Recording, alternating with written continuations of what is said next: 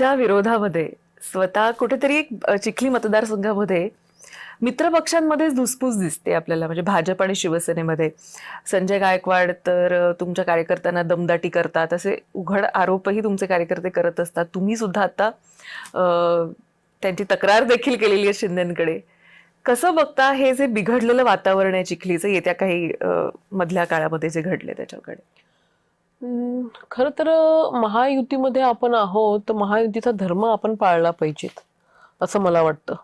आज महायुतीतले जे सगळे पक्ष आहेत हे सत्तेमधले आहेत, त्याच्यामुळे साहजिक आहे विरोधी पक्षांचा कल हा महायुतीकडेच असणार आहे. अशा याच्यामध्ये आपण महायुती सोडून महाविकास आघाडीतल्या कार्यकर्त्यांना त्या ठिकाणी पक्षप्रवेश दिला पाहिजेत. आणि याच्यातही स्थानिक जे महायुतीचे कार्यकर्ते आहेत त्यांचंही मत आपण घेतलं पाहिजेत. त्यांना विश्वासात न घेता किंवा त्यांना दुखवून जर का आपण आपला पक्ष वाढवत असू तर ते त्या ठिकाणी योग्य नाही आहे. आणि प्रत्येक आमदाराने आपापला मतदारसंघ सांभाळला पाहिजेत. उगासात दुसऱ्यांच्या मतदारसंघामध्ये लुडबुड करायची, दमदाटीची भाषा करायची,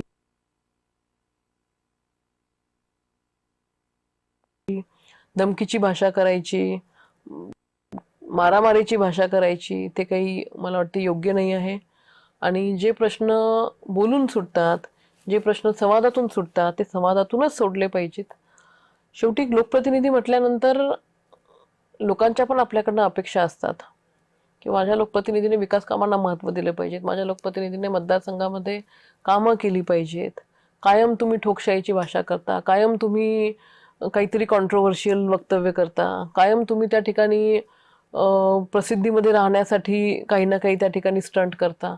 हे काही योग्य मला त्या ठिकाणी वाटत नाही.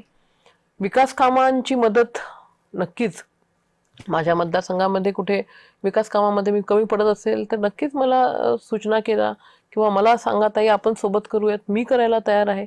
त्यांच्या मतदारसंघामध्ये काय असेल तर मी सुद्धा तिथेही मदत करायला तयार आहे. त्यांची मदत तिथे लागत असेल तर तशी मदत करायला तयार आहे.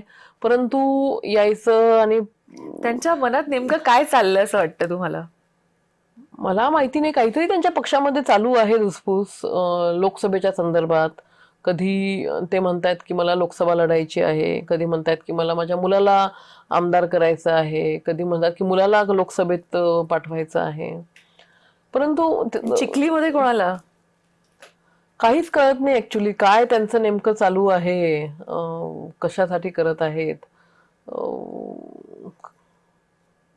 चिखली मतदारसंघ त्यांना हवाय?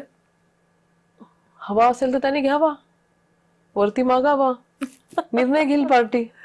परंतु आताच अशी धक्काबुक्की करणं, दमदाटी करणं ते योग्य नाहीये.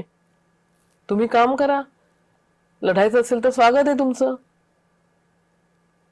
मुलासाठी प्रयत्न करतात का ते चिखलीचं असं म्हटलं जातं? असेल, माहिती नाही मला. त्यांनी त्यांच्या पत्नीला नगराध्यक्ष केलं, एक मुलगा ऑलरेडी नगरसेवक आणि गटनेता आहे. जावयालाही जिल्हा परिषदेमध्ये पाठवायचंय, सासऱ्यालाही जिल्हा परिषदेमध्ये पाठवायचं आहे. आता एक घरातलं कोणीतरी राहत असेल शिल्लक, मग त्याला विधानसभा किंवा लोकसभेला पाठवायचं असणार. रस्ता चिखलीतून जातोय. रस्ता चिखलीतून जातो. बर, ते 35 कोटींचं काय झालं नेमकं? कधी शोध घेण्याचा प्रयत्न केला का? नाही, सध्या तरी काही केलेला नाहीये. परंतु माझ्या नजरेसमोर जे आम्ही महायुतीत लढलेलो आहोत, माझ्या नजरेसमोर जे शिवसेनेचे पदाधिकारी आहेत, जिल्हा प्रमुख, तालुका प्रमुख, शाखा प्रमुख, अजून तरी असं कोणी नाही आहे की जे सायकलवरून फॉर्च्युनरवरती आलेलं आहे. हां, त्यांचे पुतणे, त्यांचे भाचे, त्यांचे जावई, त्यांची मुलं, त्यांची बायको हे फॉर्च्युनरमध्ये फिरतात या 2-4 वर्षामध्ये. परंतु एक सर्वसामान्य शिवसैनिक हा सायकलवरून फॉर्च्युनरमध्ये आला हे माझ्या तरी पाहण्यामध्ये नाही आहे.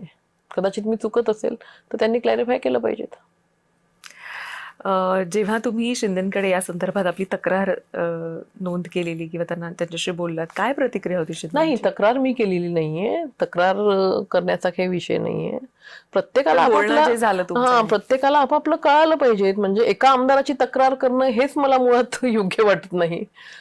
आमदार म्हटल्यानंतर त्याला त्याच्या मर्यादा कळायला पाहिजेत खरं तर.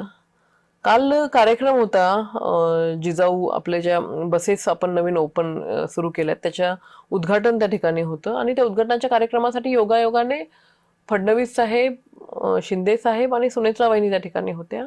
आणि आदल्या दिवशी ते वक्तव्य त्यांचं सोशल म्हणजे माध्यमांमध्ये खूपच चालू होतं. ते टक्केवारी आणि ती जी शिवी त्यांनी दिलेली, शिवीगाळ केलेली तो विषय. त्याच्यामुळे मे बी शिंदे साहेबांनीच त्या विषयामध्ये मला सांगितलं की तू लक्ष देऊ नको, दुर्लक्ष कर, मी बघतो काय आहे ते. त्याच्यामुळे तक्रारीचा काही विषय नाही. आणि मला पूर्ण कल्पना आहे माझ्या मतदारसंघामध्ये लोक ह्या अशा कॉन्ट्रोवर्शियल वक्तव्य किंवा अशा स्टंट करणाऱ्या माणसापेक्षा कधीही विकास कामाला महत्त्व देणाऱ्या व्यक्तीच्याच पाठीशी राहतील. त्याच्यामुळे कोणी कितीतरी ठोकशाहीची आणि दादागिरीची भाषा केली तरी त्या भाषेला भीक घालणारे लोक हे चिखली विधानसभेमधले नाही आहेत.